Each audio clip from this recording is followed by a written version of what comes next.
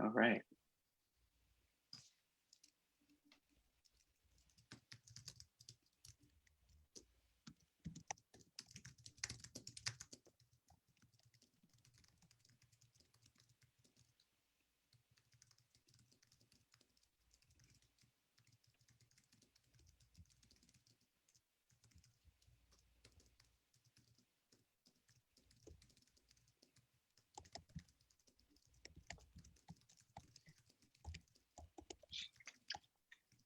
Okay, hi everyone.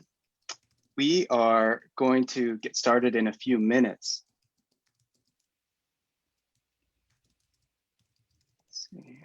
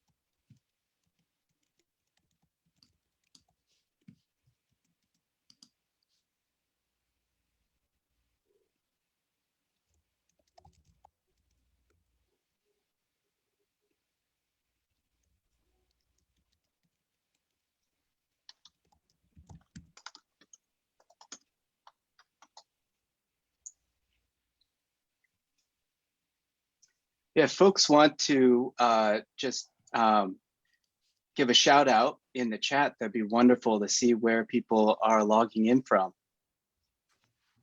Thank you, Jason, for saying hello.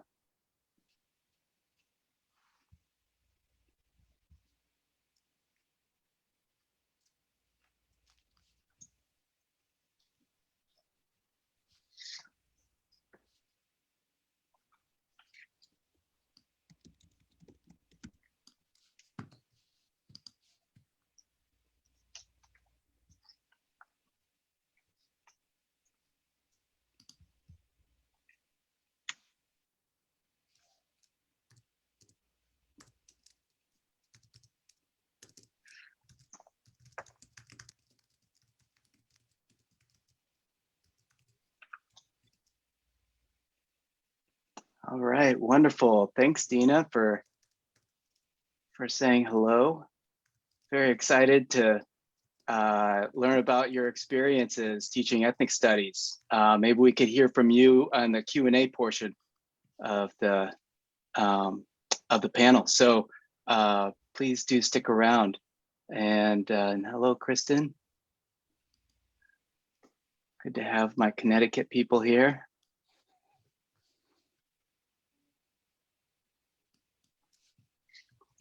Right, I think we are right on time to get started.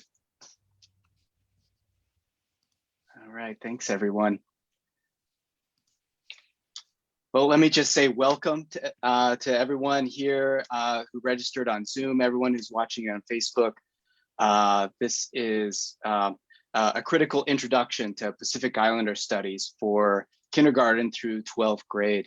And this is a part of an ongoing series that we're doing here in Connecticut to think about what does Asian American and Pacific Islander studies look like for our schools. So we're incredibly fortunate to have with us today two luminaries of the field of Pacific Islander studies. First, I want to introduce Kealani Kawanui. She's professor of American Studies and an affiliate faculty member in anthropology at Wesleyan University, where she teaches courses related to Indigenous Pacific and Native American issues, colonialism, and decolonization. She is the author of Hawaiian Blood, Colonialism and the Politics of Sovereignty and Indigeneity, published with Duke University Press in 2008.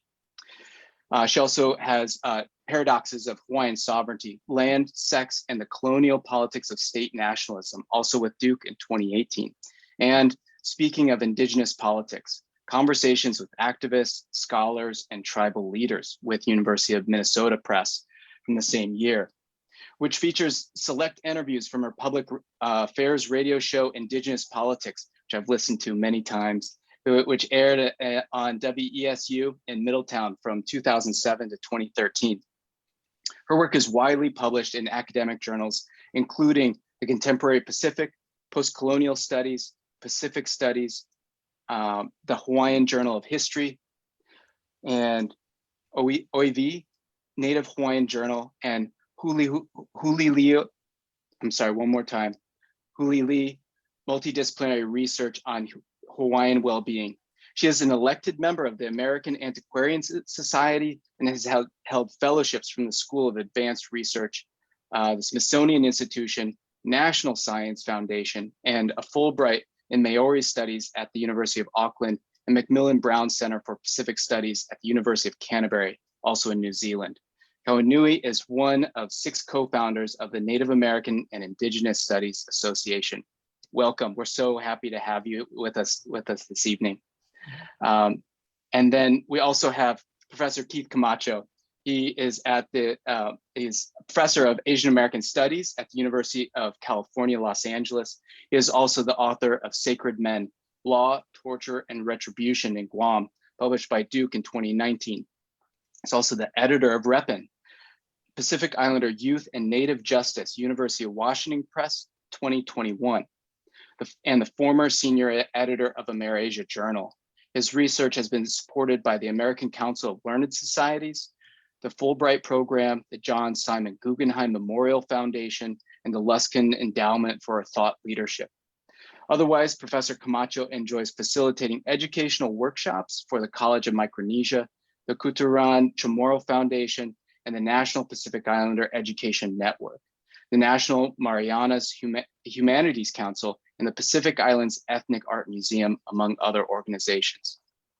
It was really important for me to tell this full bio in order for everyone to get a sense of the expertise and just the range of work that these 2 scholars, activists, and educators are engaged in.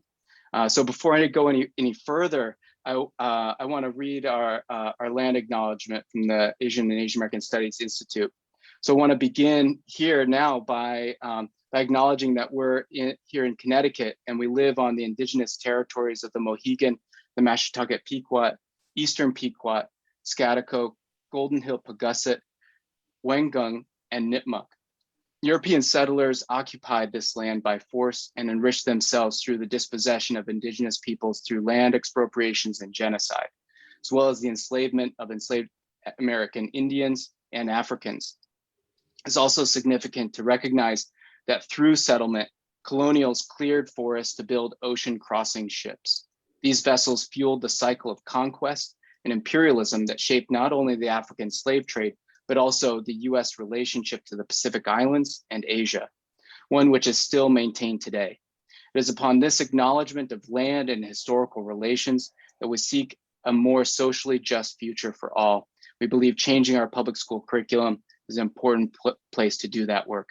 I want to thank Kealani for your help and helping me to reflect on this statement and to make it appropriate for our work today.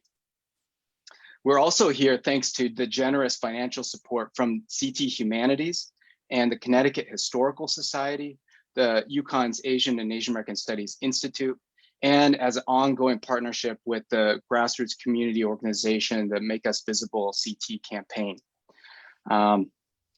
So the roadmap for our event today is pretty simple. We're going to talk about and reflect on the field of Pacific Islander studies. We're going to talk about experiences in the classroom and with educators, and we're going to share resources about this field of study, and how teachers and parents, students, everyone can use these to build a base of knowledge that will be useful for us in constructing a K-12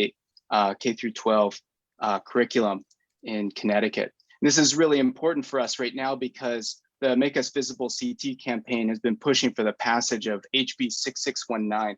It's a House bill to consider the creation of a K-8 model curriculum in Asian American studies and Pacific Islander studies. And so, while we're interested, in passing this bill, we also want to really develop the conversations for the entire K-12 system. So, as a model curriculum, we know that this is not something that is going to be a mandatory thing. So in order for this to be successful, it's got to be built on the shoulders of communities, well-informed and connected to schools, to teachers, right? And so really what we see in this work is the important job of supporting teachers, activist students who want to see this in their schools, and families who really value this education. So you've heard too much from me already, but I think one place that we should start off is just get down to basics 101. And often, a lot of times now, with the presence of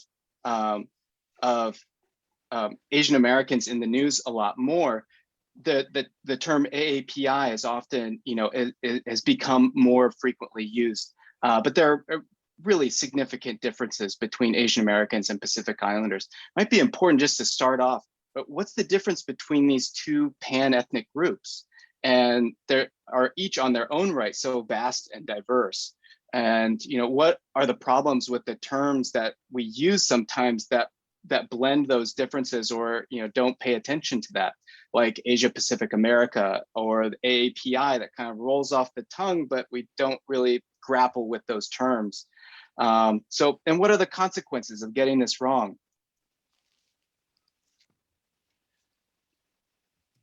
Okay, well, maybe I'll take a go at that then. Aloha kako, valina kako, greetings everyone. Mahalo to you, Jason Chang, and the Make Us Visible Connecticut team for this invitation. I'm really excited to be with you all tonight and hope that we can really crack into things during the Q&A as well. And thank you to all of the sponsors of this event. In terms of how I think about Asian Americans and Pacific Islanders, the linking of two very vast and diverse pan-ethnic groups, right? There's so much diversity even just within Asian American, and same with Pacific Islander. Thinking about the consequences and sort of what happens in terms of that elision of the Pacific piece when we say APA, API, or now more frequently AAPI, and the implications of that for understanding the demographic differences and also the social and racial and historical differences, but also what does that mean for teaching Asian American studies and Pacific Islander studies in K-8, K-12. So what I wanted to highlight is the importance of what that and means, right? Asian American and Pacific Islander. And I always insist on the and. The and really allows a comparative look and a way to acknowledge that these are two pan-ethnic groups that have been linked together, frankly, for the convenience of federal administrators.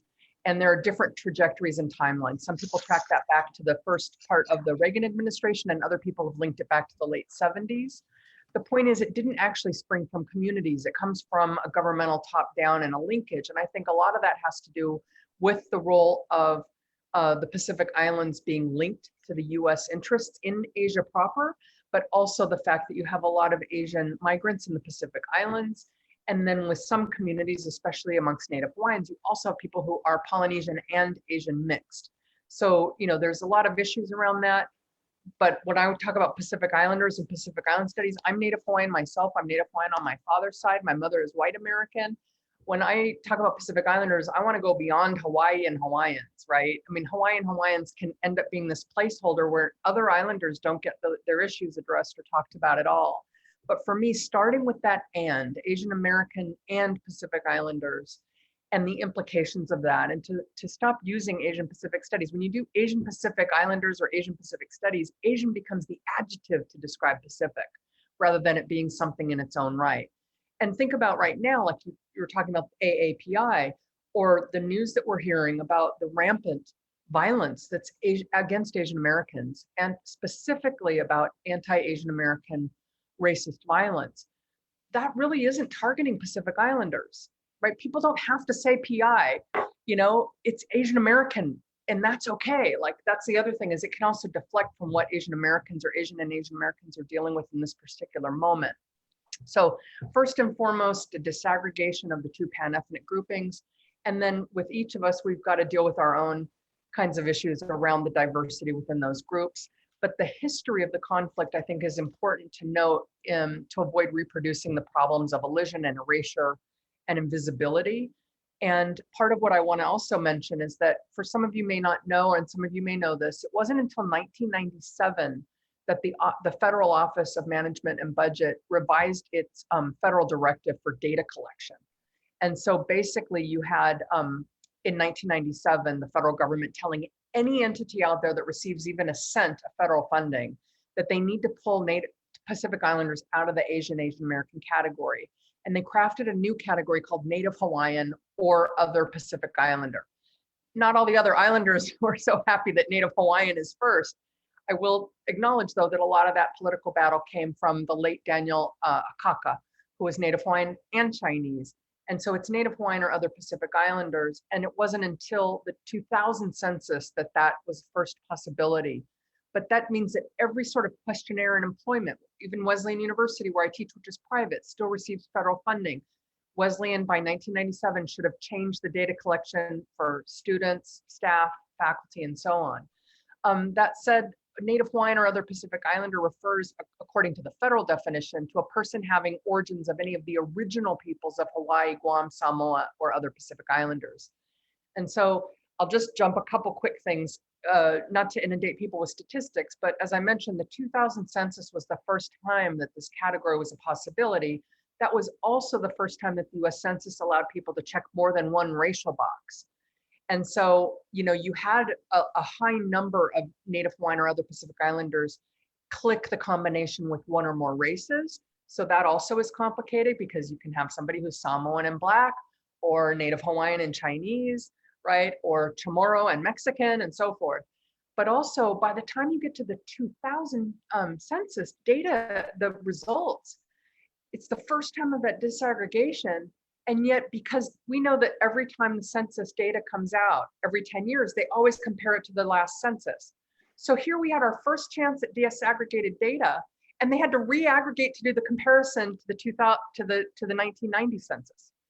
And so it's tricky, and they're not going to drill down into a lot of that data, because by comparison, the Pacific Islander numbers are seen as a negligible demographic, a much smaller percentage. So for example, in 2010, out of almost 309 million people counted in the United States, only 1.2 million of those identified themselves as Native Hawaiian or other Pacific Islander on the census, either alone or in combination with one or more other racial groups. So there's that. The other thing that I would mention, and I can put in the 2010 report in the chat box momentarily, but I wanted to let Connecticut listeners know specifically, or people tuning in from Connecticut, that we're dealing with 0.1% in terms of Native Hawaiian or other Pacific Islander population by county in Connecticut. I have a map of that for anybody who's interested. Why do I raise that? Because the grounds for doing this work can be linked to demographics, right? Where Keith is based in California, there's substantial and very long-running Pacific Islander communities there. I mean, Native Hawaiians have been in California since the 1890s, for example, and there's post-World War II clusters of communities in Long Beach and Carson and so on. Connecticut has its own ties to the Pacific through the colonial adventure that comes out of the early English colonies and the first some of the first US states. But I mention it because the demographic grounds for justifying this as an area of study is only one rationale, but I think we need to understand this as part of a broader social fabric of the US and US histories of imperialism and colonialism and a different racial politics. So I would say don't let the small percentage be a hindrance, because I do think people coming out of high school should know, how did Hawaii become the 50th state? And what is the political status of Guam as a US territory? What is an unincorporated territory? Oh, it's a polite way of saying colony. What is American Samoa? What is the Northern Marianas Islands as a commonwealth, right? You get the idea. And that's not even touching the Republic of Palau, Republic of the Marshall Islands, or the Federated States of Micronesia that have their own political ties to the US. So that's, for me, covering a lot, but to kind of crack into some of the different mappings that we've got to look at, I think. That's tremendous. Thank you, Kailani. I did drop into the chat the, oh, you have it there. Wonderful. Thank you. I also wanted to include a fact sheet that we found really useful in just summarizing some key findings, and that also contains some links that will be useful to folks as they get an introduction to this field. So now that we have a better sense of how differentiated these two big pan-ethnic groups are, you know, I think it would be great to discuss like who are Pacific Islanders and what are some of the key issues facing a U.S. Pacific Islanders. So not necessarily in the Pacific Island, but those that are in the U.S. How, you know, because there, as you said, there are many different relationships of the Pacific Islands to the U.S. And so, you know, getting a better sense of that will really help us to decide what's important in this field. Keith, did you want to go first this time? Yeah. Thank you, Jason, Kealani, all the sponsors, all the listeners. And Jason, is that your daughter, or your son or friend? This is Leo. Leo. He just came from playing outside. In the pool. Well, the blow up pool, yes. Awesome. Well, welcome, Leo. So Leo, you are our audience in a lot of ways, you know, K-8.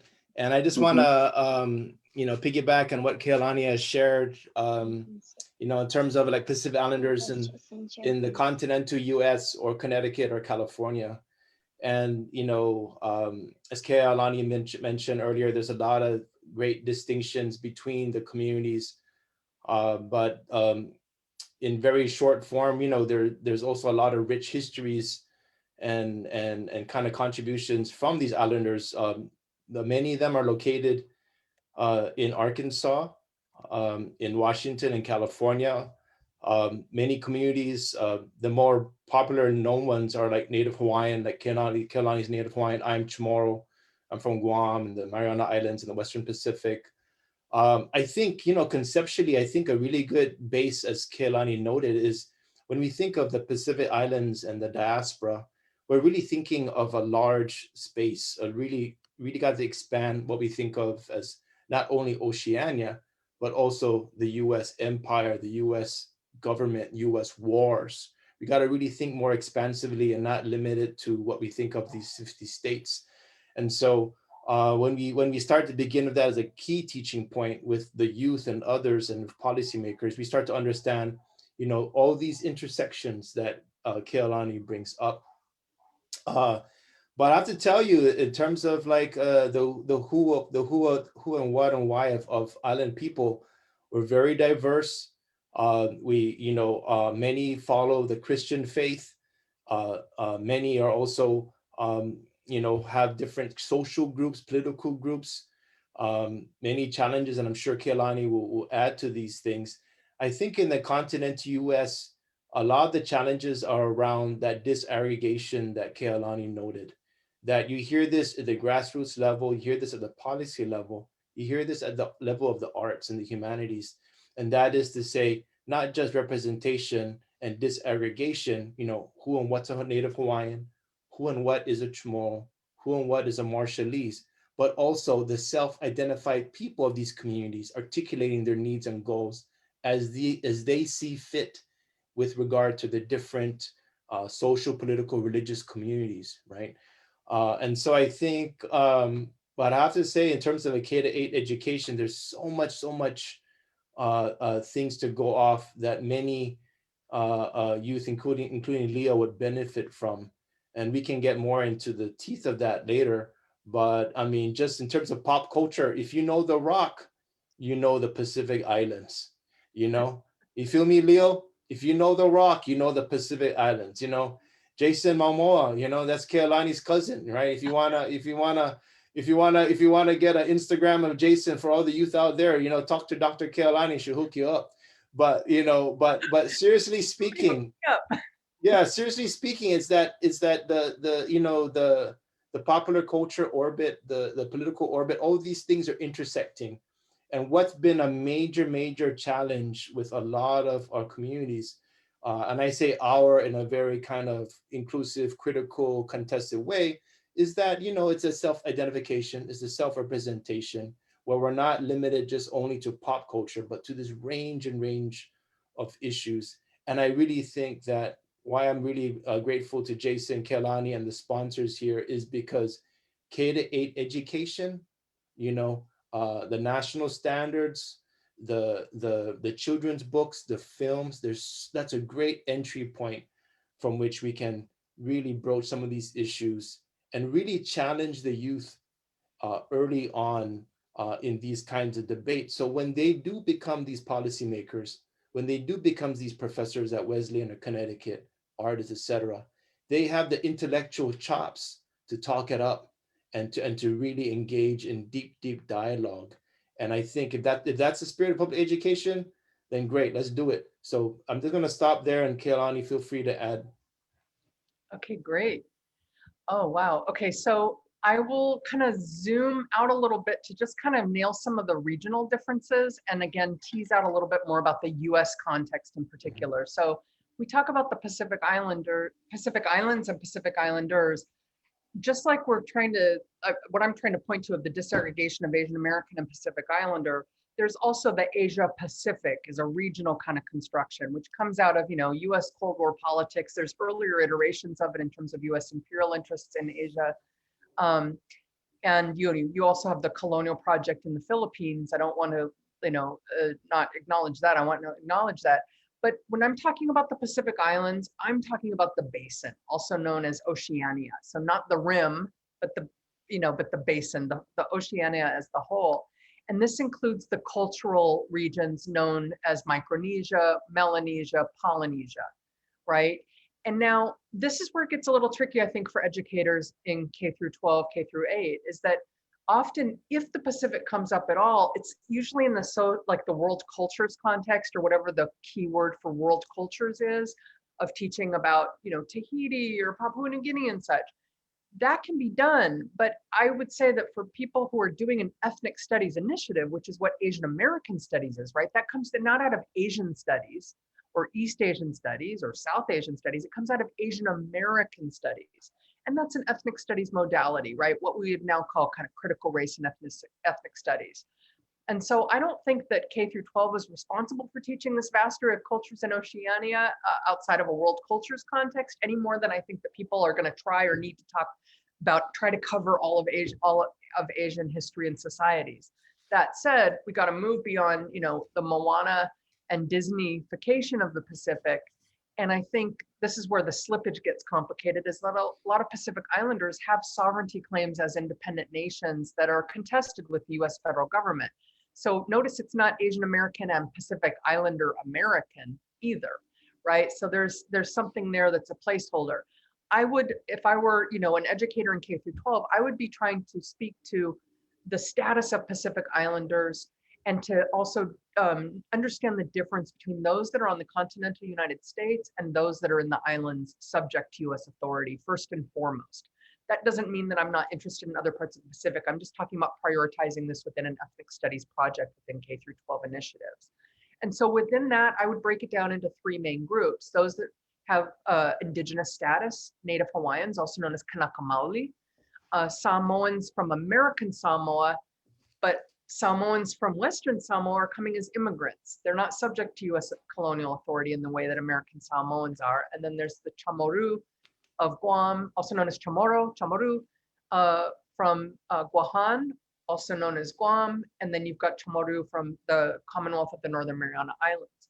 You also have what we might call post-colonial migrants, and post-colonial, you can use the scare quotes there, migrants with ongoing US ties. And so I signaled this a little earlier. Micronesians, Marshallese, Palauans all have rights under their respective compacts of free association with the US government to travel and apply for admission to the continental US, and even Hawaii as a non-continental US, as non-immigrants without visas. And so there's a different migration history and allowance for people coming from what's now the Federated States of Micronesia, the Republic of Palau, and the Republic of the Marshall Islands.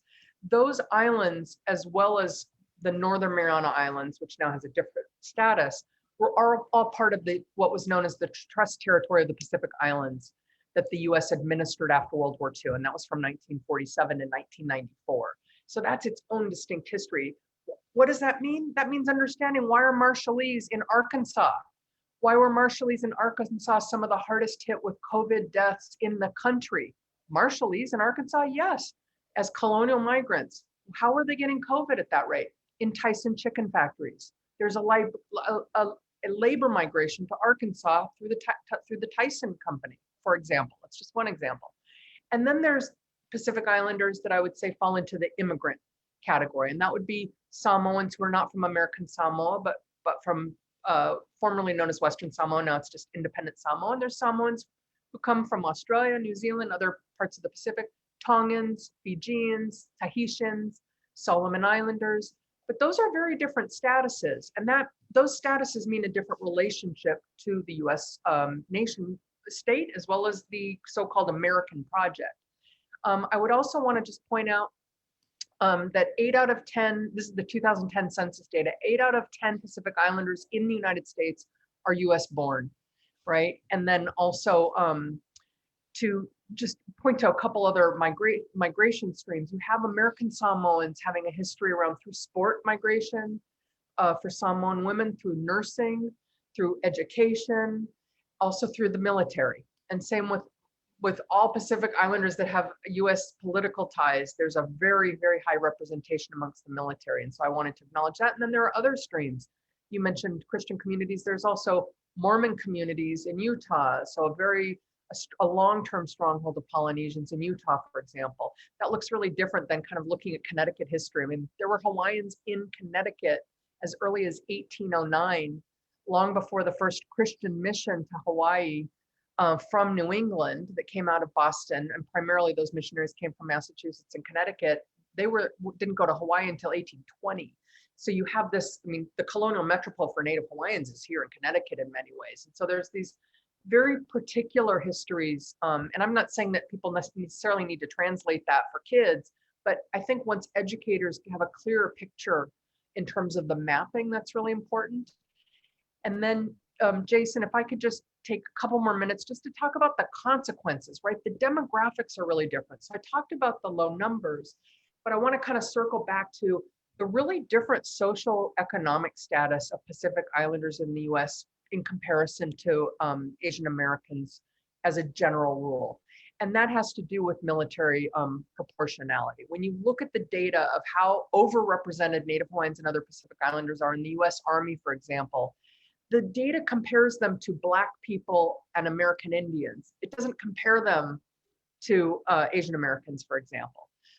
When you look at like a greater proportion of Micronesians age 16 and older work or are in the military, for example.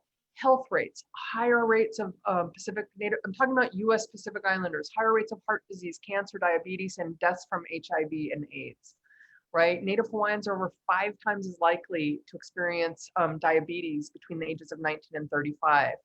And you have the shortest survival rate for Pacific Islanders, according to the CDC, and that's the second highest rate of diagnoses of HIV infection in the country that's documented. In terms of poverty, you have really much higher poverty rates, and not just in the islands proper, but also in California. And in Hawaii too, I want to point out it's Micronesians in Hawaii that have nearly 3 times the poverty rates of the general population across all categories, with the exception of the elderly. In housing, for example, Native Hawaiians and Pacific Islanders, according to the data that was done by a smaller study between 2007 and 2009 and confirmed by the 2010, Native Hawaiians and Pacific Islanders had the highest foreclosure rate per 10,000 loans. And the vast majority of Pacific Islanders in the US are renters. So when they're comparing that to Black and non-white Latinx communities. So that's another reason when we do this kind of conflation of Asian and Pacific, we're losing out on understanding what the profile looks like for Pacific Islanders. Same with education and COVID.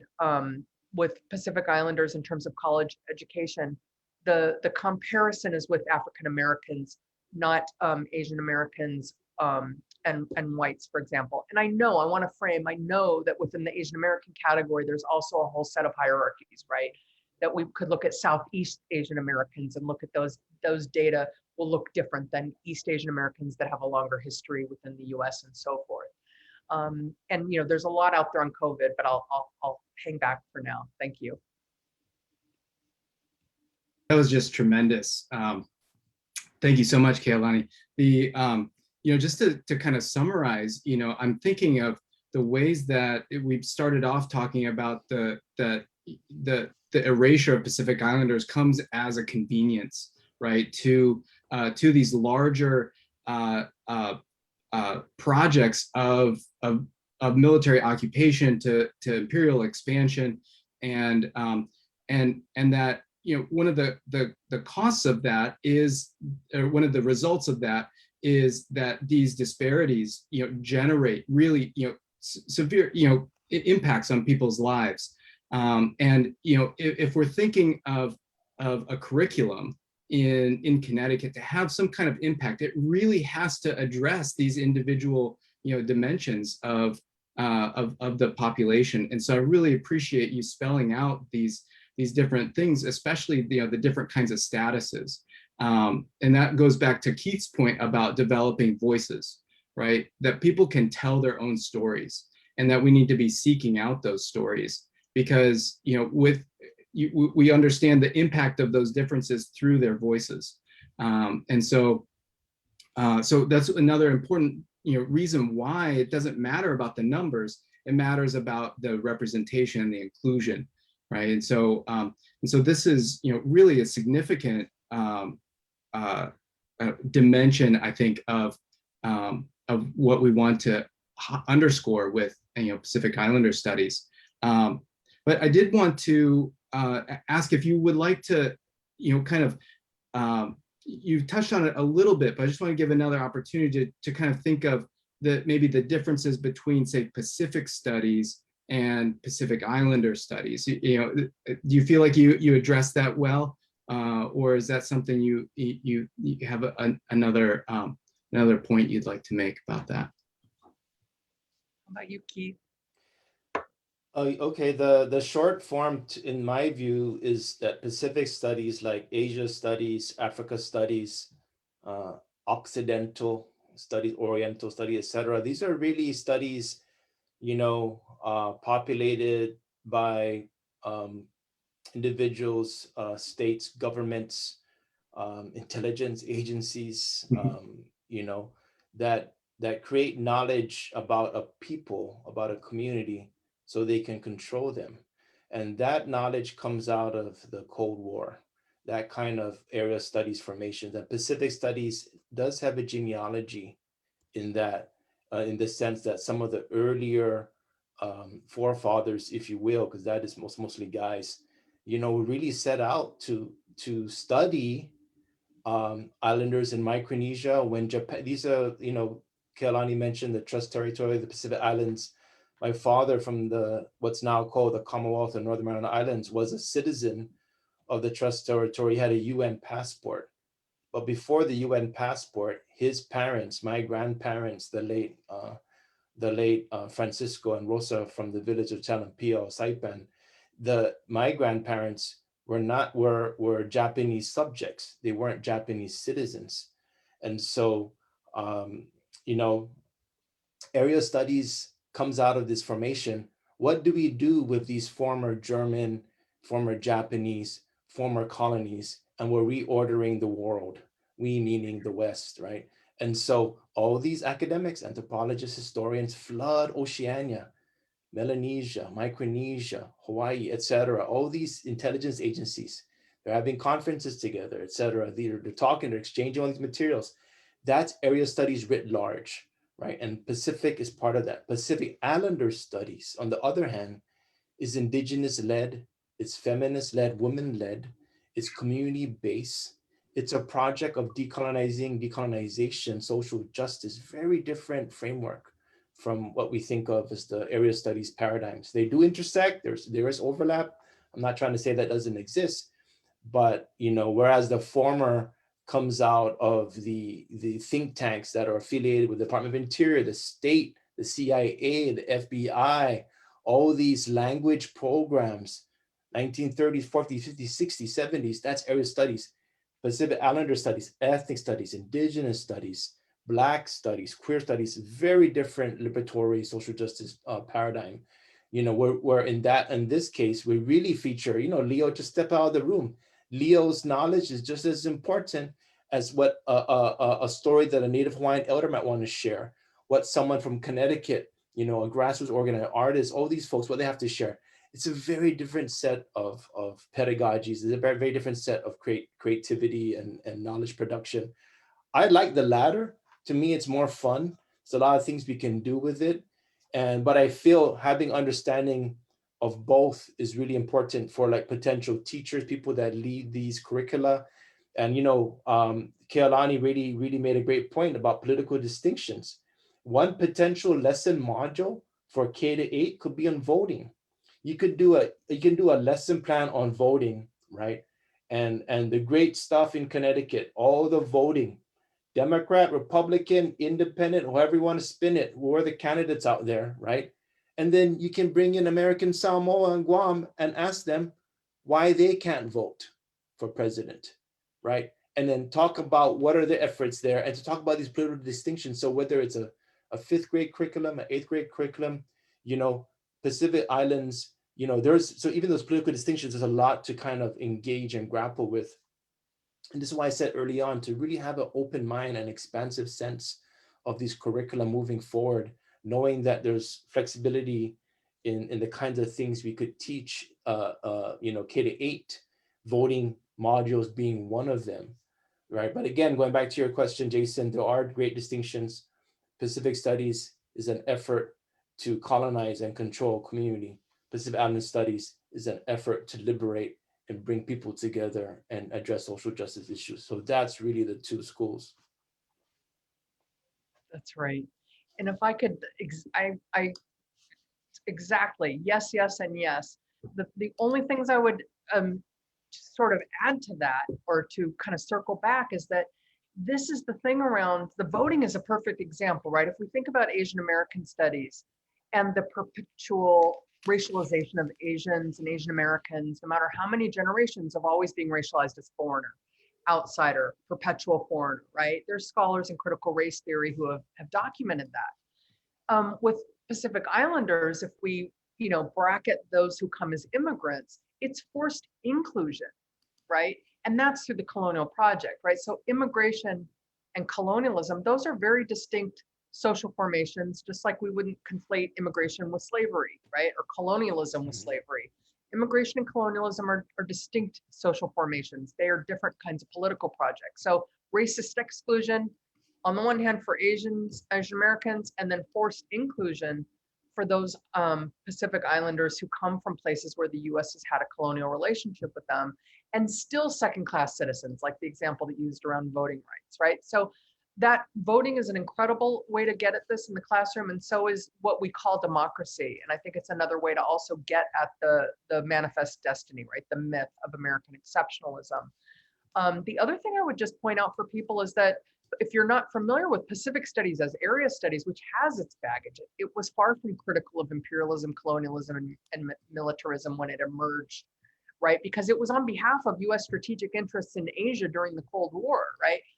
That said, even Pacific Studies on the continent, I know of only only know of one center for Pacific Island Studies as a field, and that's at the University of Oregon. It's a Center for Asian and Pacific Studies that has, a few dozen people who specialize on Asia, and like, less than 5 people who look at the Pacific, and they're predominantly white anthropologists. They're not working through that ethnic studies modality.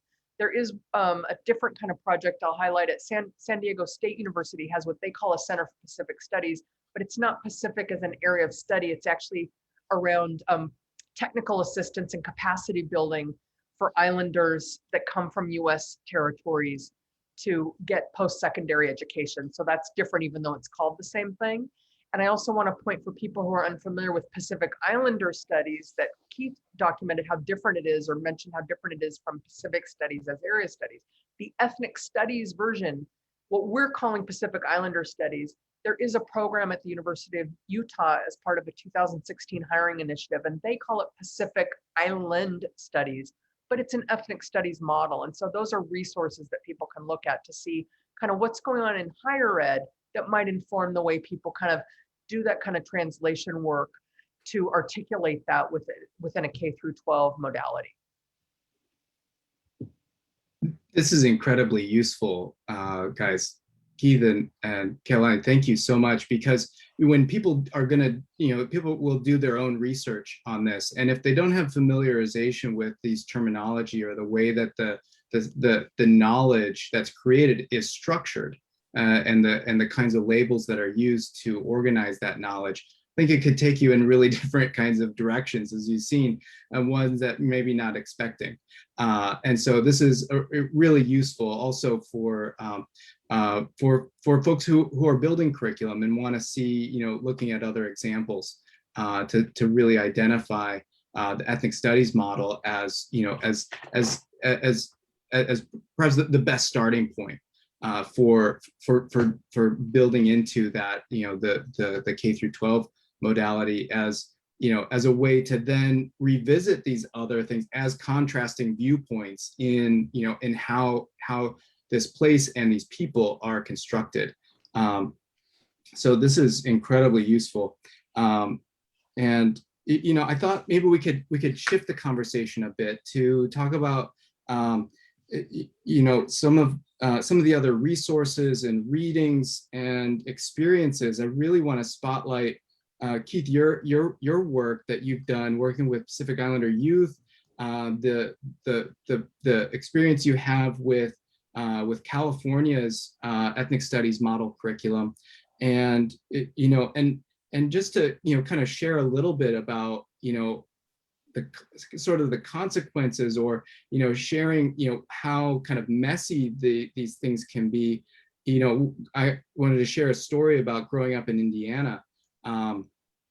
And I was the only Asian American kid in my high school, and all of my schools, for that matter. And when asked where was I from, I would say, well, my dad's family came from China, and then because I sort of anticipated the question a bit, and then they would say, well, you don't really look all that Chinese, and so I'm mixed as well. My mom's white, and so I said, well, at the time I couldn't really put it together, but then I would say, well, my dad grew up in Hawaii. Maybe that was the difference they were looking for. And then they said, well, it's cooler if you just say you're from Hawaii. And to me, I didn't have the understanding to unpack what that meant, and really until graduate school. But I think what it pointed out to me was that these were, one, it points to what you're saying, Kealani, about the perpetual foreigner and then the forced inclusion. And that plays out, I think, for people in everyday situations like that. And kids are going to be faced with that, whether we inform them or not. And so, we really need to have these kinds of conversations, because there's a deep cultural and historical reservoir of using these kinds of stereotypes, and they will shape people's experience, whether we like it or not. And so it's better to address it, and that people don't have to wait until college to understand it. So with that, I wanted to see, Keith, if there's, if you wanted to share any of your experiences in school, and then maybe we can turn to some readings and some other resources that teachers and folks can use. In school, like growing up in the islands or California, diaspora stuff, or? Yeah, either. If you have a story that's especially constructive for you, I think we'd love to hear it. So, okay, I'll just give, I think growing up, well, I should share this with the group because this is relevant. Like, I grew up in a public school system using US adapted core curricula. So I knew more about Connecticut, growing up in Guam than I did about Waipahu in Oahu in the Hawaiian archipelago. I knew more about Virginia than I did about Samoa and about the Fita Fita, or the soldiers that served the US military. I learned more about Virginia. I learned more about African slavery, all these things, than I did about Pacific Islanders. I didn't, then even my own Chamorro community, we didn't have any modules. We didn't have any lesson plans. We did have a language, indigenous Chamorro language class. But I have to tell you, what kind of turned me on to education early was not this really horrible K-12 education growing up in the islands, which was coming through California, national standards, etc. But it's really the oral histories of my grandparents and parents, and learning about World War II in particular, and learning early on that my family were called the Crossfires, speaking both the Japanese and English colonial languages. I mean, if I take you to Guam or Saipan or Luta, any of our islands right now, I can walk you through a jungle and we'll find a tank. I can take you to the ocean and we'll find munitions and stuff. That these things are still there. And so that was really, for me as a public intellectual educator early on, learning the importance of these histories. And then I enter ethnic studies, indigenous studies, Pacific studies, Asian American studies, and then my mind starts to open up even further, and so, like in California, even the youth here, like, where are you from? Some of the youth, I tell them, I say, you be proud of where you're from. If you're from 223rd Street, you tell them, I'm from 223rd Street. You got a problem? Let me know. You know what I mean? If I'm from this community, if I'm mixed and whatever, you just say it and you be it. And I feel that right to be, that right to be, that every soldier and all these other theorists in geography and AAPI, you got to be who you are and where you're at, And so, to the kids out there, like, shifting gears, growing up in that war experience, growing up in the islands, and then now in the diaspora in California, I tell you what, we're right now, as we speak, similarly trying to develop curricula. Ethnic studies has passed in the California State University system. Teachers and the community college are scrambling to develop curricula as we speak. It's right now on the table. The legislators debating if we're going to pass a Pacific Island Studies, ethnic studies equivalent. Asian American studies already passed, but we're still debating these things. But I mean, I think in terms of kind of like personal lessons, that these topics matter. That when you take youth, I wish I do a travel study. This is my shameless plug. I do a travel study to Guam. I take anywhere from 18 to 25 students, every summer. There's been 2 summers, but COVID, maybe next summer we'll see.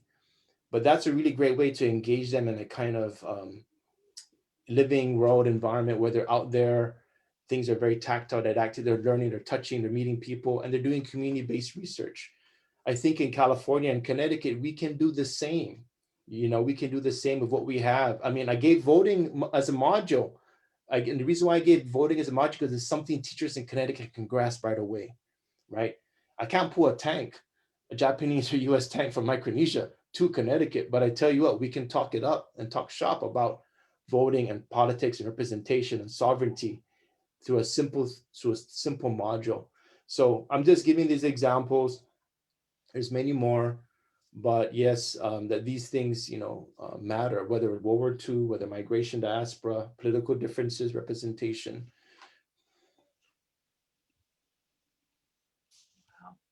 Yeah, thank you, Keith.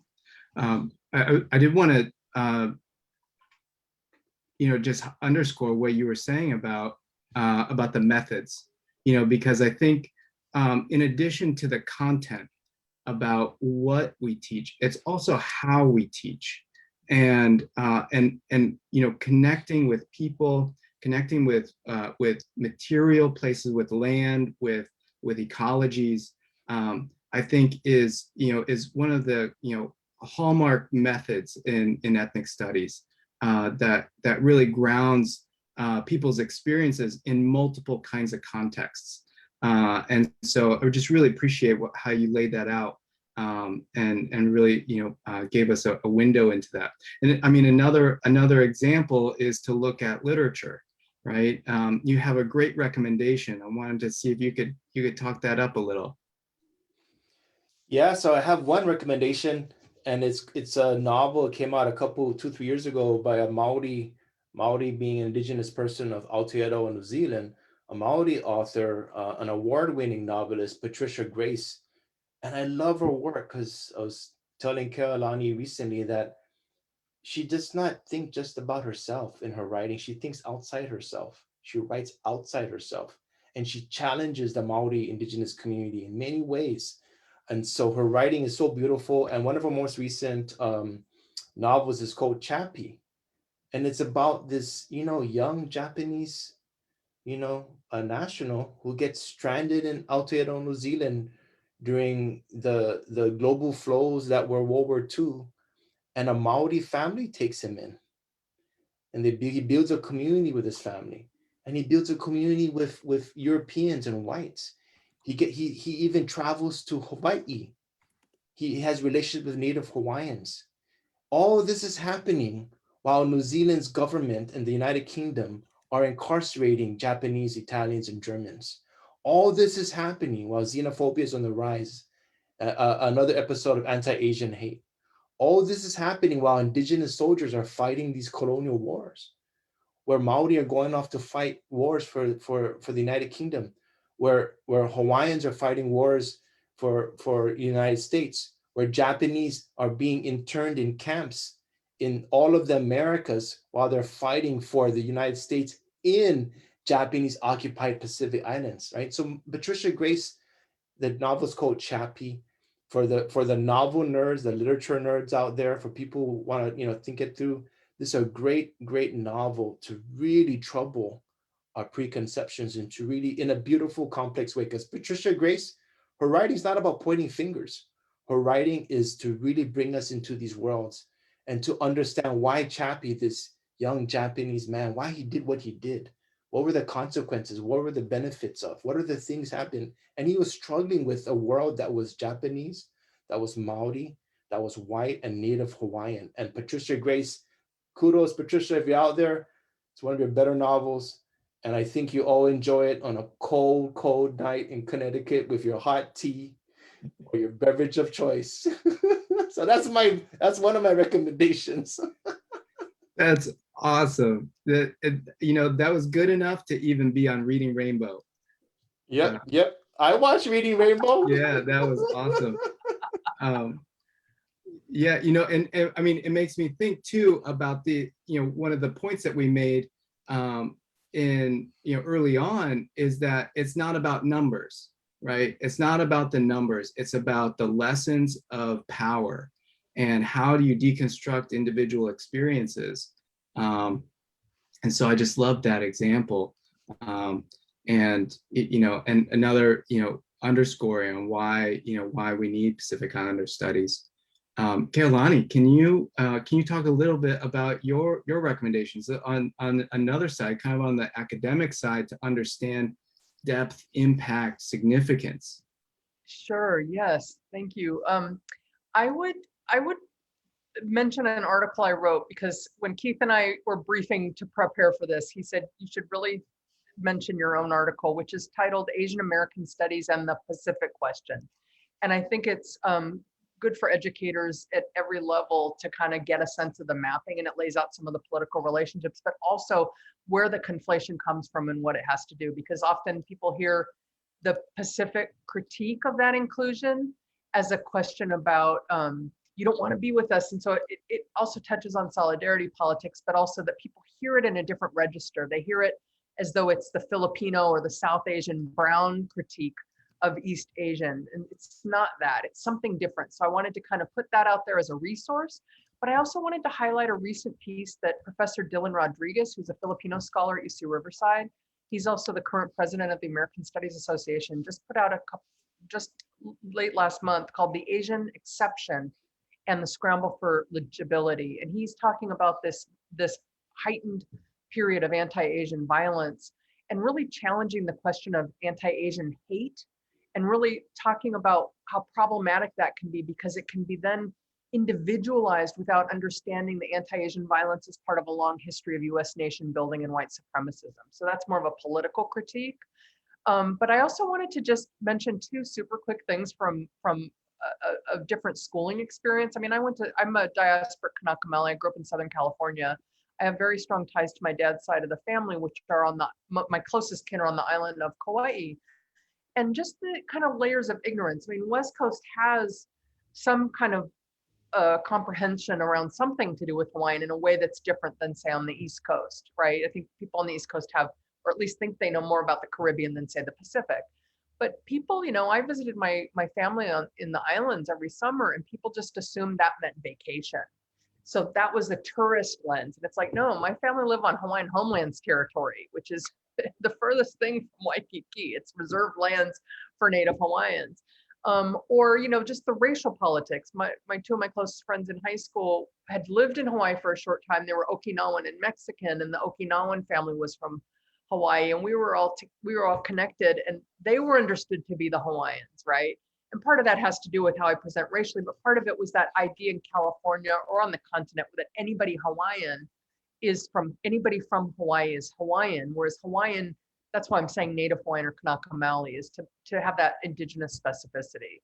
So I just wanted to mention that. But I do think that looking at this particular moment of heightened anti-Asian violence, read those pieces, you can see that this is not a moment to try and be inclusive of Pacific Islanders.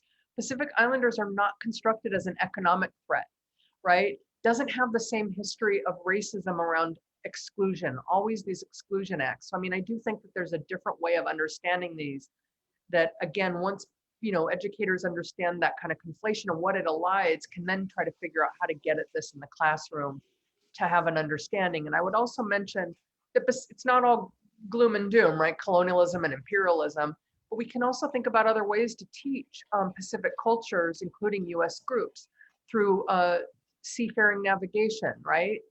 Starscape astronomy.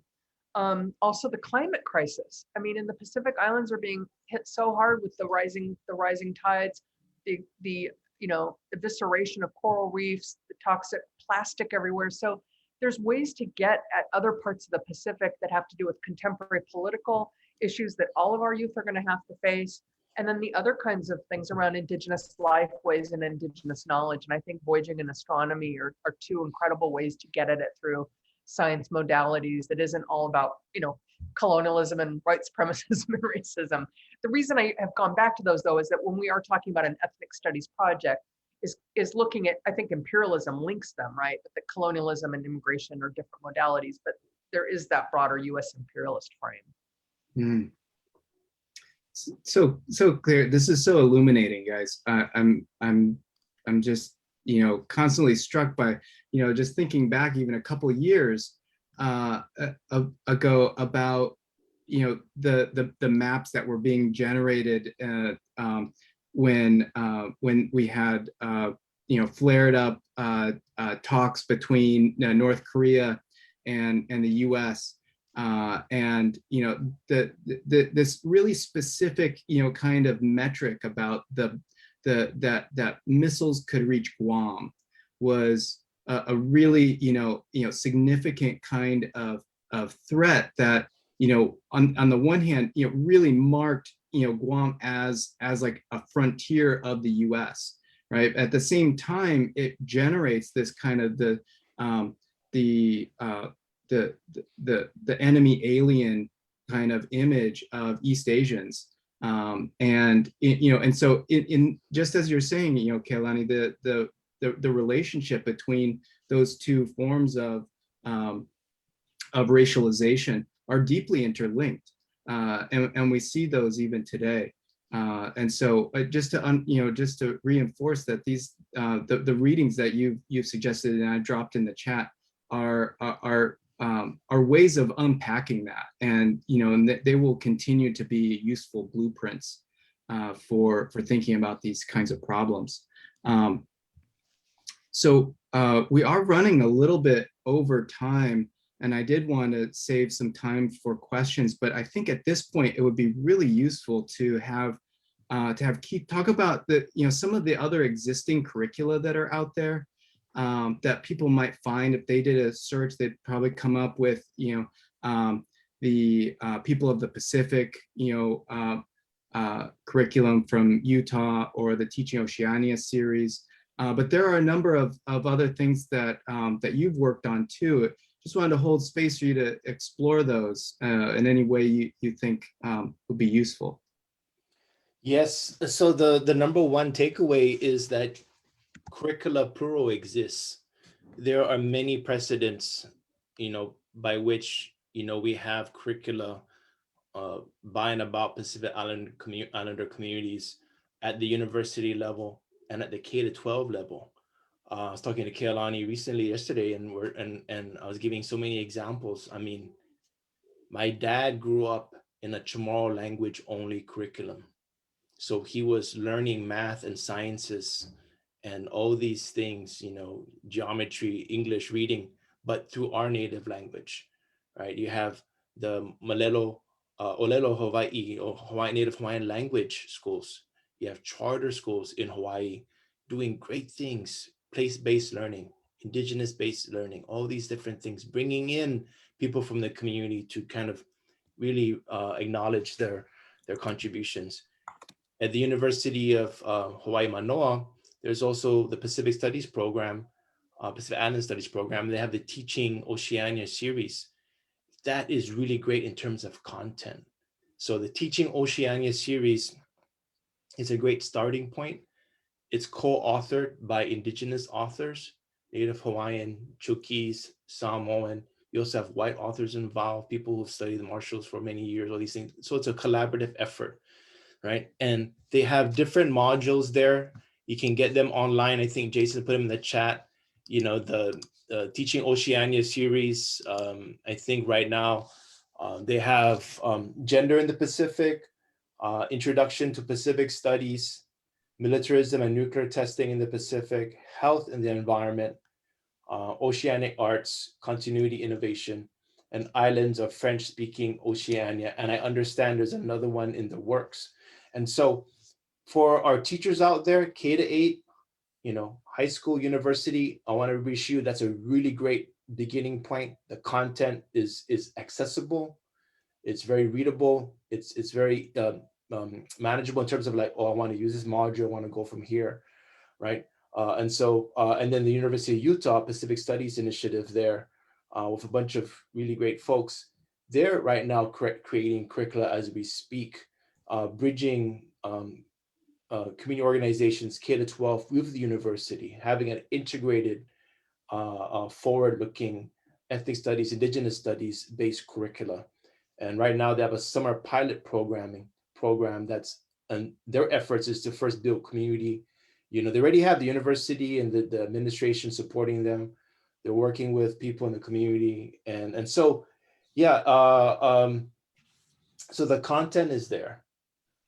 And there's also expertise. There's experts out there. There's people that have implemented this at the K-12 level. In Guam right now, as I speak, I was in a meeting last week with educators who are right now putting together like Chamorro sovereignty, Chamorro politics, Chamorro health history curricula as we speak, and they're integrating some of these materials into the high schools, but not on a one-off kind of thing. They're actually working with national standards. They're actually working, the Department of Education is a co-sponsor in Guam. So there's many examples from which we can draw content-wise, pedagogy-wise, consultancy-wise out there to help with what's happening in Connecticut.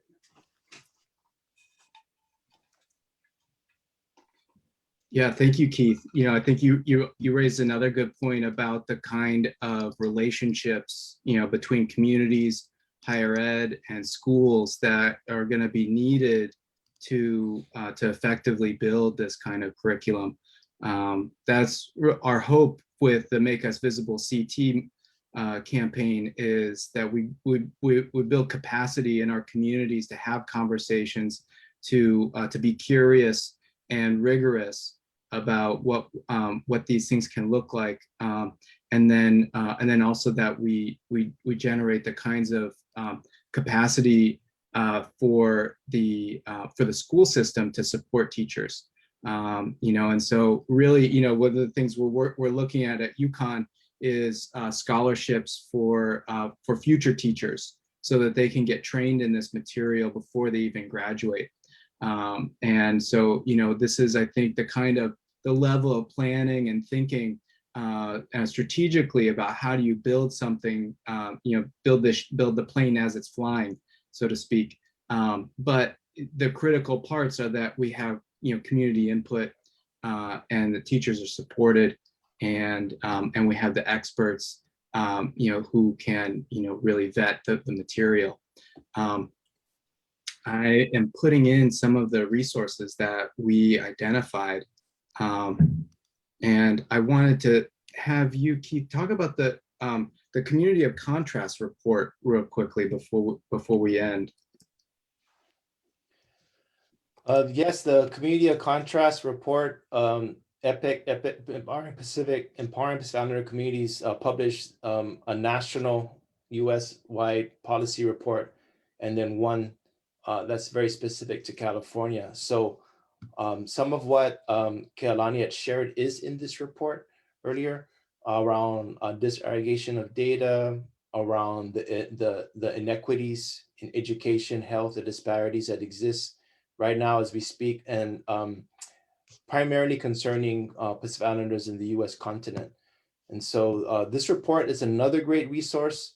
Calvin Chang, who's Native Hawaiian, Alisi Tulua, who's Tongan, a bunch of folks co-authored this report. And it's something that you could easily use in policy circles. They have shared this report in DC, in Sacramento, with different state and federal officials. They've given presentations. So for those of you who want a policy angle and are looking for some policy info, as per what Kealani has shared earlier, this is a great report to draw from, to quote. And if anyone has any questions, I can put you in contact with the current director of EPIC, Tavai Samuelu, and she can help you. They might have new reports in the pipeline, but it's another great policy piece. Yeah, that's wonderful. And that is in the link to that is in the chat. And so just as a note, I will be passing this this recorded video along to the Asian and Asian American Studies Institute YouTube channel. And all of these links will be reproduced in the video description there. So if you don't catch them tonight, don't worry, we'll have a link to those. And I wanted to now turn to questions, unless you have any parting comments, Kealani and Keith. No? Oh, thank you. Yeah, so there's a question from Dina, who's asking, and she's reflecting on the points you were making, Kealani, about for ethnic studies teachers and how they should prioritize. She says, are you saying that an ethnic studies teacher should prioritize these communities because they're most marginalized? If so, can we get this list written somewhere? And I think what that was earlier on in the presentation. I think maybe you were making a distinction between studying the Pacific Islands as a place and studying Pacific Islanders within the US. Exactly. Is that right? Yeah. Yes. So just to that it's not Pacific Island or American, but we are talking about US contexts. And so that, I think, is a priority. That's not to elide the richness of the vast Pacific, but that if you're going to prioritize and it's an ethnic studies curriculum, then I think US Islanders, whether on the continent or in US islands subject to US political authority, would be the priority. And then in terms of the demographics and the marginalization, I was highlighting that to say that that's what disappears in that course conflation between Asian Americans and Pacific Islanders. So two different points, but they are interconnected. Thank you. Okay, great. Yeah. So Dean's saying thank you.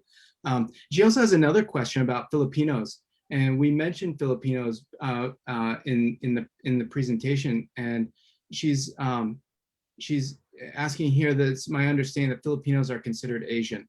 Is that correct? And that, this gets into another, another kind of conversation about the role of area studies and the role of empire in shaping how we understand different spaces. It was a former Spanish colony, so does that make it, part of Latin America?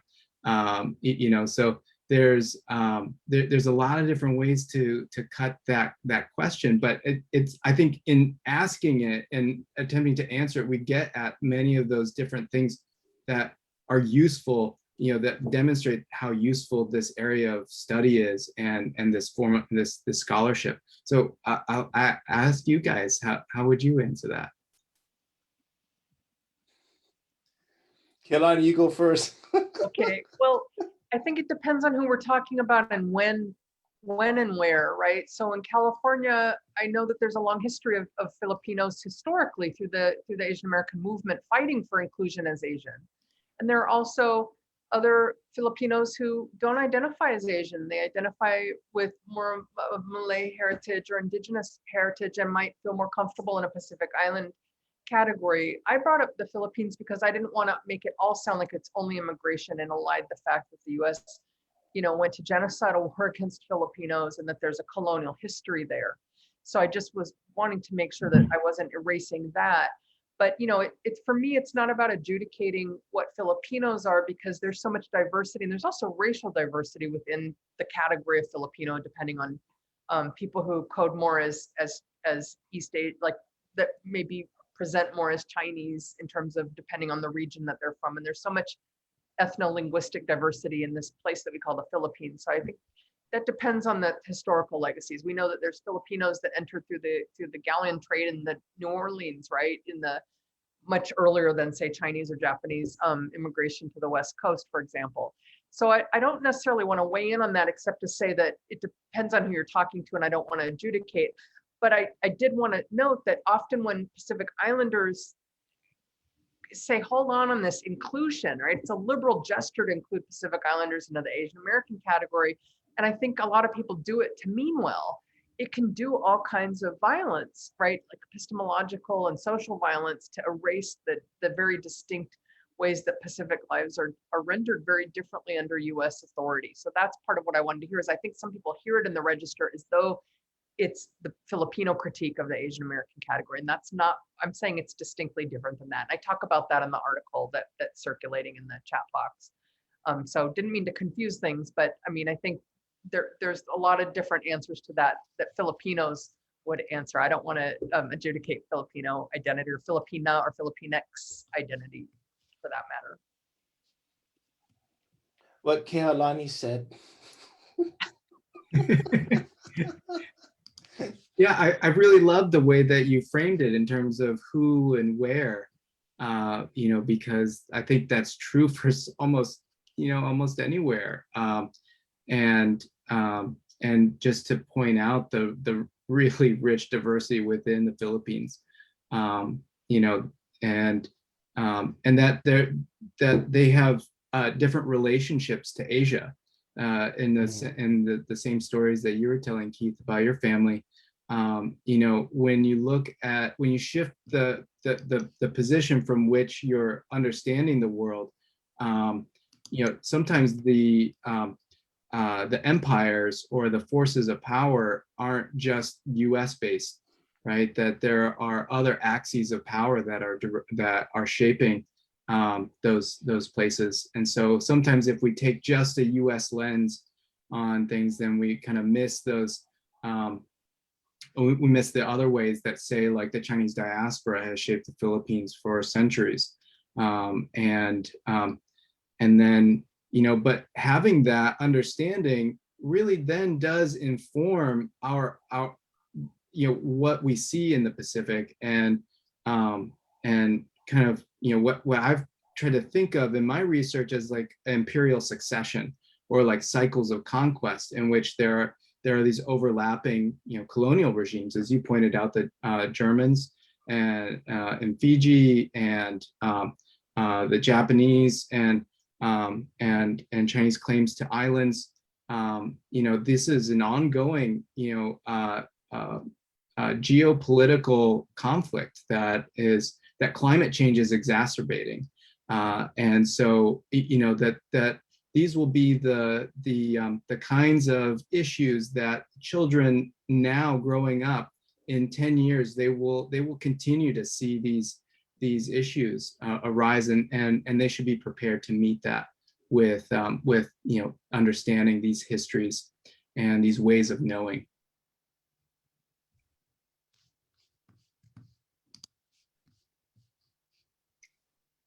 Now, any other questions? I'm trying to check in and see if there's anything on.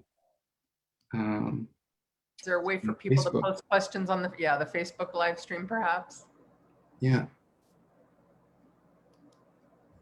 I don't see any new ones, but let's see. Oh, someone's already ordered Chappie, so we've done our job. This is great. Jason had a question. Did we answer Jason's question? Oh yeah, can the panel recommend resources such as websites, books, or movies to learn more about different Pacific Islanders? Sorry, Jason, I overlooked your question there. Kealani, do you have recommendations? I think the data book that you actually sent is a great place to start. I mean, this is where it gets a little complicated, because in recent years, Jason mentioned in my bio that I'm a co-founder of the Native American and Indigenous Studies Association. And there is a cadre of Indigenous Pacific Islanders who affiliate with Indigenous Studies. And there are still some Islander communities that are still producing knowledge under the auspices of Asian American Studies that includes Pacific Islander Studies. So it's really out there. And plus, a huge part of it is still coming through Pacific Studies, not ethnic studies. So the Pacific Studies that Keith delineated, right, that comes out of that old guard US strategic interest that was heavily inundated by anthropologists, geographers, political economists, some historians, and there's been attempts to decolonize the field of Pacific studies, not the ethnic studies model, but Pacific studies. And there's some really new and exciting research coming through that track that deals with diaspora, that deals with gender and sexuality, that deals with racial politics. So, there's many kind of zones to find it in. There's not really a one-stop shop, if you will. But that's something that I think one of the resources that people could actually look at is that Utah program online has some working resources. And I'm happy if anybody wants to follow up with me via email. And I don't have the full citations handy, but I'd be very happy to sort of give you my top 5 kind of suggested readings if you wanted to kind of get a sense of the dimensions. And I would try to get you some of the newer stuff so that you have an idea, but there's going to be that overlap with if you're going to Venn diagram it, because some of it's also coming out of a newer field called critical ethnic studies, right? So you can find these in different places, and it shows us how like knowledge production is organized in these different zones. And I don't mean that to sound like academic mealy mouth. I just mean that there's a lot out there, and there's not like like I said, not a one-stop shop, like one great anthology or reader. I mean, we need that. We need like a US Pacific Islander Studies reader that actually could kind of run the gamut of like what I think are the nuts and bolts meets the creme de la creme. Sounds like we have a grant proposal.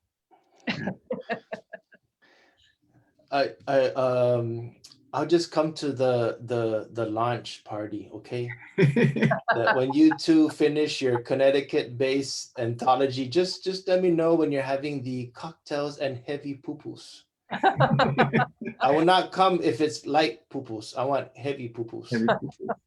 But I think, Jason, seriously, there's, one thing exciting about ethnic studies, Native studies, these kinds of formations and the great stuff that Kealani and Jason, I know they're mad love to you too. I know you're holding it down in so many ways. The great thing is that this knowledge is happening now as we speak. Like we all have these great connections, and you have opportunities to actually read stuff that people have written, Jason, Kelani included, and you also have a chance to meet these actors and writers and producers, you know. And so Jason had forwarded in the chat a fact sheet that's put together by a think tank, an equity think tank based in Los Angeles.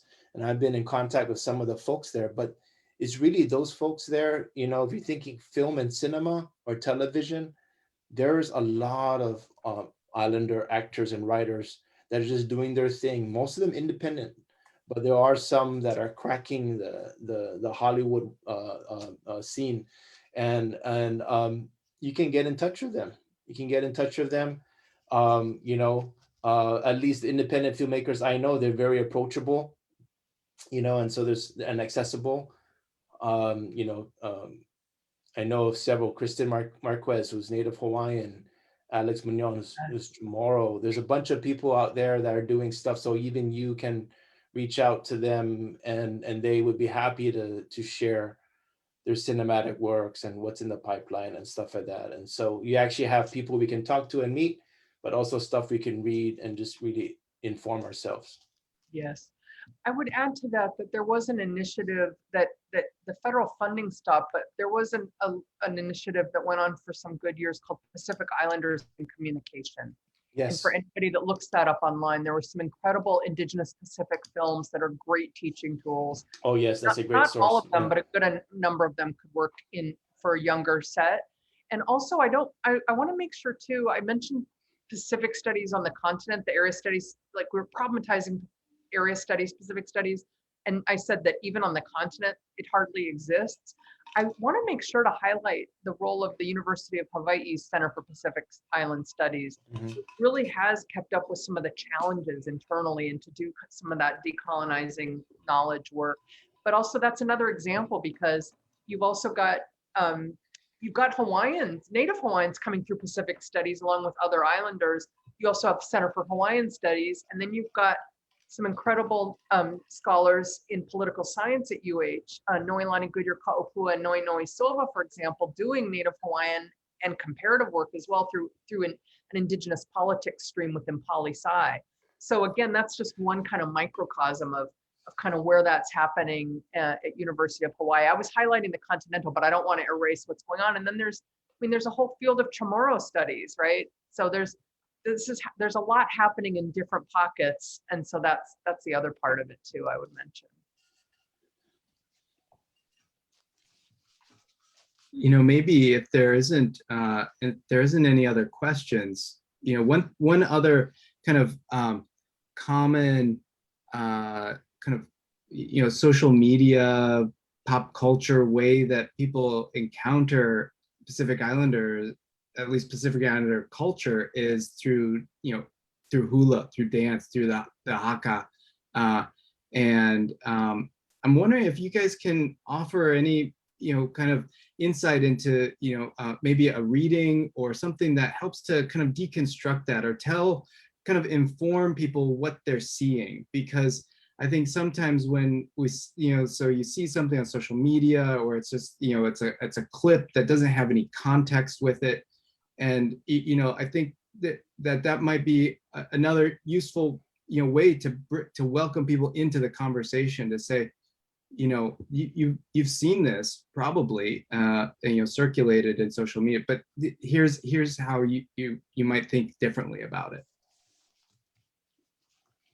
Can I just correct something too? I left out inadvertently, unintentionally, Jamaica Haoli Osorio is a third. She's the most recent hire in Indigenous politics within political science. So 3 Native Hawaiian scholars doing that work within Indigenous politics. Pardon me, e kalamai. So Kealani, you wanna go first about, you know, hula and haka? The H and H. You know, I'm not a hula practitioner. There's some incredible lessons there in Hawaii. There's so much going on, but also along the West Coast. I mean, from Seattle all the way down to San Diego, there are hula halau all over. I think that one of the things that I do, I teach a first year students course. So I'm dealing with like 17, 18-year-olds that take a small seminar that I teach called Hawaii Myths and Realities. And not every time, but I show them some of the hula competition videos, like the Merry Monarch Festival that happens in the spring. And I show them the men's hula. And they're just, they're like, what? Because they've associated hula with women, right? And they're seeing the range of what hula, like hula kahiko, the old style hula, and the more what we call modern hula, the sacred versus the secular, if you will, or not versus, but those are distinct modalities. But even just that, like understanding that knowledge is the story keeping that happens within hula and the reverence for different deities and the natural elements of the natural world. So I mean, there's a lot pedagogically that can happen through that. That's not my area of expertise. Mhm.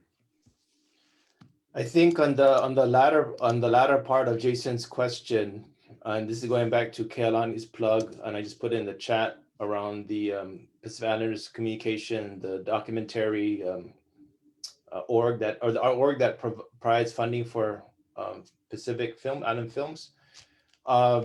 There's a documentary came out a few years ago called Polynesian Power: Islanders in Pro Football. That's a great narrated by Dwayne "The Rock" Johnson. That's a great piece cinematically that kind of starts to unpack the issues around sport labor, around performance, etc. Even though it's not looking at the haka, which is Maori base from Aotearoa, New Zealand, kind of greeting, chant, challenge, all those different things that, I think this 30-40 minute documentary is a really great way to kind of get into it. I also want to plug Lisa Operesa as a Samoan scholar coming out of a new book out of Duke Press on Samoan sport labor. And her next book project examines haka in global circulation. So we're starting to see, a lot of islanders and non-island people, indigenous people doing the haka in sports, right? And so just like the hula, how it's variously appropriated around the world, you have even the haka taking up that kind of global scene. And so Lisa Operesa is a professor at Pacific Studies, University of Auckland, very accessible, and can also help us or help you in any way around these things. But yeah, great question, Jason, around those kinds of stuff. But even then, again, going back to the K-8, there's modules around dance, around sport, where we can critically engage students to ask, what do Native Hawaiians and Native Maori think about these, critical, beautiful genealogy traditions, that is hula and haka respectively, and then open up, space where in your ethnic studies curricula, Black, Latinx, Asian Am, etc., how does dance and performance, resonate differently or similarly among these communities in Connecticut? So there's a whole lot of things lesson plan wise from which, and K-8, they really love engaged pedagogy. I mean, it's like dodgeball. I mean, I got my teacher training at the University of Guam long ago, but I did all those evaluations and observations.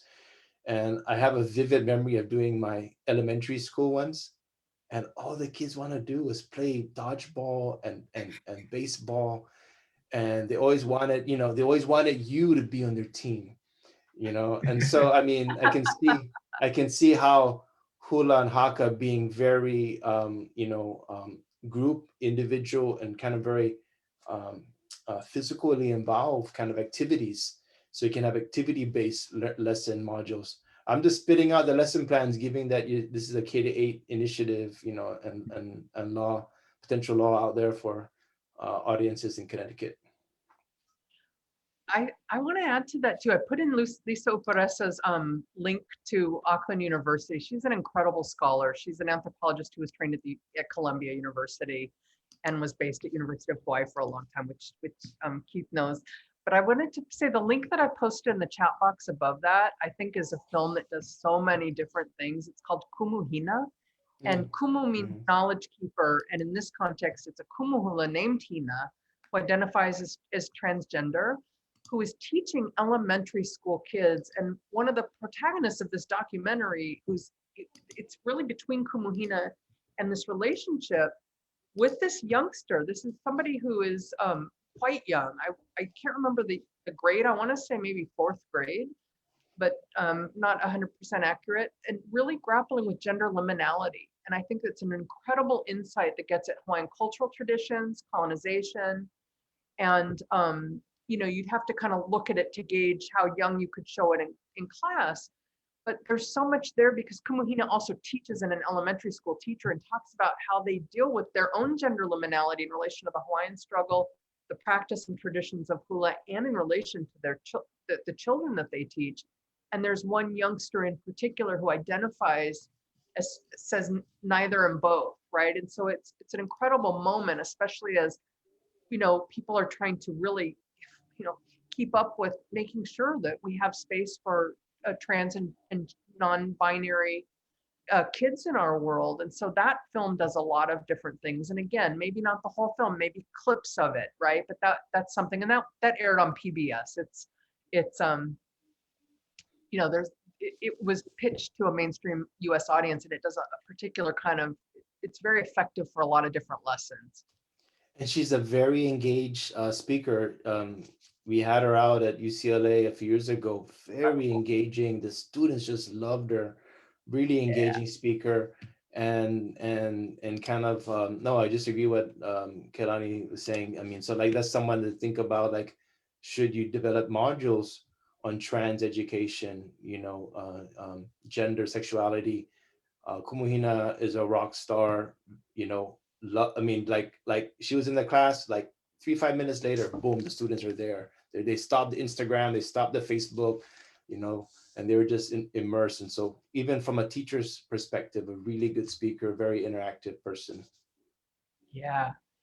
And somebody just put in the chat box the Ho'onani Hula Warrior book, which I haven't seen, but I'm looking at the website at the link you just posted, and it mentions the film, one of the filmmakers that did the Kumuhina film, Joe Wilson. And I'm so embarrassed. I don't remember if Dean Hammer is the other filmmaker of this documentary, A Place in the Middle, but that's how Kumuhina identifies it. So I believe this children's book is actually based on that film, or the stories that are presented in the documentary. Oh, great. Check it out. I've seen that. Yeah. I'm so glad to learn about this book. That's tremendous.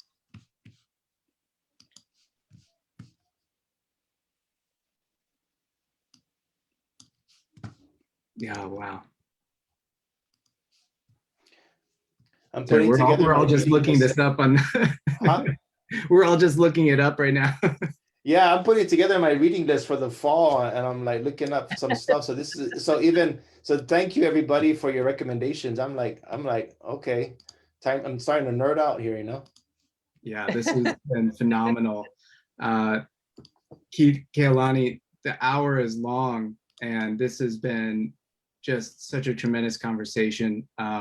So fortunate to have you both comment and provide us with some guideposts and some mile markers for thinking about building Pacific Islander studies in Connecticut here. We've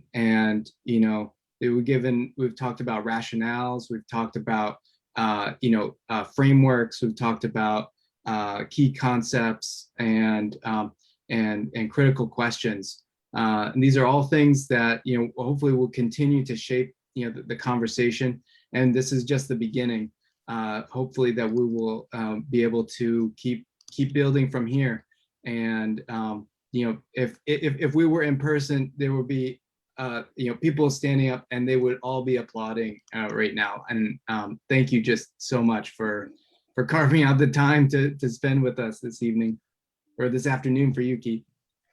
Yeah, forgetting, I feel like I keep looking at your time marks. You keep saying the times, and I'm like, wait, am I on the East Coast or am I on the Pacific Coast? Which one? Where am I?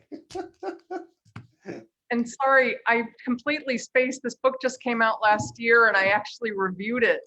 It's called A Primer for Teaching Pacific Histories by Matt Matsuda, and it's really excellent. And it's a guide for college and high school teachers. I would start with that, and I regret that I didn't mention that first thing earlier. A little brain freeze there. Matt's new book. Yes, I thumbed through a review on it. Yes, so yes, another great piece. And another great example, right, Kealani, of our peers from university to community college to K-12 to charter schools really doing all kinds of Pacific Islander based curricula, pedagogy stuff. So yeah, that's Matt. Shout out to Matt if Matt watches this later. And here's my endorsement right from the back of the book. Awesome. It really is an endorsement. I would actually start there, and I would start there for people where this is new, and you can kind of then from there figure out the ethnic studies part to make that complementary. Anyways, thank you so much for organizing this, Jason, and it's been incredible to present with you, Keith. Yeah, thank you, Jason, and likewise, Caroline. Really great time chatting with you all, and I'm really wishing the best for all of you and all the ethics studies curricula you're advancing, and I hope this bill passes. So just keep me posted. Anything I can do with me and our folks here in California to help you out, we got your support. Awesome. Well, you have So our appreciated. So appreciated, Keith. Thank you, everyone.